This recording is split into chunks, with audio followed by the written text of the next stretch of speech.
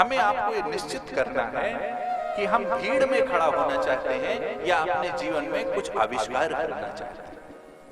आज युवा भाई बहन जो आज डिप्रेशन, अवसाद का शिकार हो रहा है, हमको आपको ये निश्चित करना पड़ेगा कि हमें अपने जीवन की प्रायोरिटीज निश्चित करनी पड़ेंगी कि हमें अपने जीवन में करना क्या है।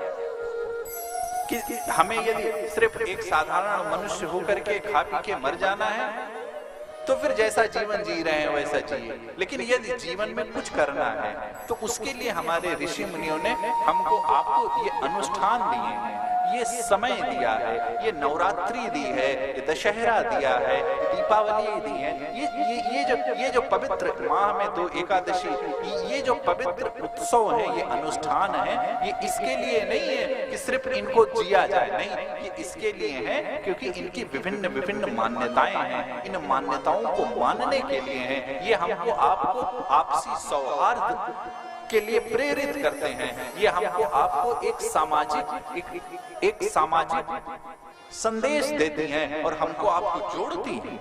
जैसे नवरात्रि चल रहा है, यहाँ पर यज्ञ चल रही है, यज्ञ के माध्यम से आयोजक लोगों ने रामकथा का आयोजन किया। इससे क्या किया, इन्होंने एक प्रयास किया, एक सामूहिक प्रयास किया कि समाज में जो कुरीतियां व्याप्त हैं, जो हमारे चित्त में कुरीतियां व्याप्त हैं, उन कुरीतियों को दूर करने का ये एक सामूहिक प्रयास है।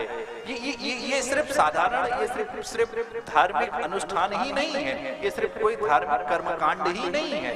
ये क्या है, ये आपको जोड़ने का एक साधन है। ये जितने उत्सव हैं, आज जब भारत देश की बात करें तो ये एक ऐसा महाद्वीप है जो अपने गोद में अनेक संस्कृत को गोद में रखे हुए है। गुजरात से लेकर के, दक्षिण से लेकर के, उत्तर भारत से लेकर के अनेकों प्रकार से, जहां पर आज हमारे ऋषि मुनियों ने गुजरात में क्या है, गुजरात में क्या गरबा होता है, डांडिया होता है। इससे क्या होता है, इससे लोग जुड़ते हैं। युवा पीढ़ी अपने पारंपरिक परिधानों से जुड़ता है। युवा पीढ़ी अपने लोगों से, अपनी संस्कृति से, हमें अपने संस्कृति से जुड़ने का ये एक अवसर है। ये हमारी सांस्कृतिक परंपराएं हैं, जो रीति रिवाज हैं, ये हमको आपको एक नव जीवन देते हैं और हमको आपको ये दर्शाते हैं। वो चाहे हम कथाओं के माध्यम से हो, चाहे गुजरात में गरबा के माध्यम से हो, चाहे डांडिया के माध्यम से हो, या दक्षिण भारत में इस नवरात्रि में एक त्योहार होता है, गुलू के नाम से मनाया जाता है। हमारे देश में, उत्तर भारत में अनेकों,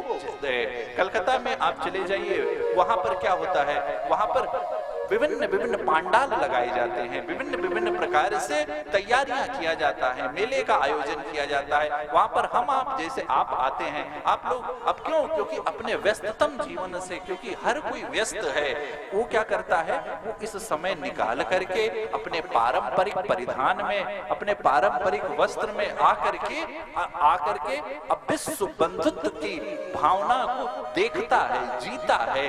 क्यों, क्योंकि यही एक ऐसी संस्कृति है जो हमको आपको नव जीवन दे सकती है। यही एक ऐसी हमारी धार्मिक मान्यताएं हैं, यही हमारी एक धार्मिक परंपरा है। यही एक ऐसी धार्मिक परंपरा है जो हमको आपको नव जीवन दे सकती है। इसीलिए हमारे ऋषि मुनियों ने हमको एकत्रित करने के लिए, चाहे गणेश पूजन, श्री लोकमान्य तिलक जी ने क्या किया था, हिंदुओं को जोड़ने के लिए, हिंदुओं को एकत्रित करने के लिए ये आयोजन होते हैं, सनातन संस्कृति को जानने के लिए। क्यों, क्योंकि सनातन संस्कृति को ना जानने के कारण क्या होता है, सनातन संस्कृति को ना जानने के कारण आज हम अवसादग्रस्त हो रहे हैं। आज हम उस रत्न को नहीं पहचान पा रहे हैं जो रत्न हमें आप ऋषि मुनियों ने हमको आपको दिया है। इसीलिए तो जो कथाकार हैं, आप सब लोग, जो जितने भी कथाकार हैं, सब लोग गांव-गांव जा करके ये सामूहिक आयोजन होते हैं। उसमें क्या होता है, आयोजन कराए, जो आयोजन करता, आयोजन इसलिए कराता है कि हम एक दूसरे से जुड़े, हम अपनी मान्यताओं को जाने।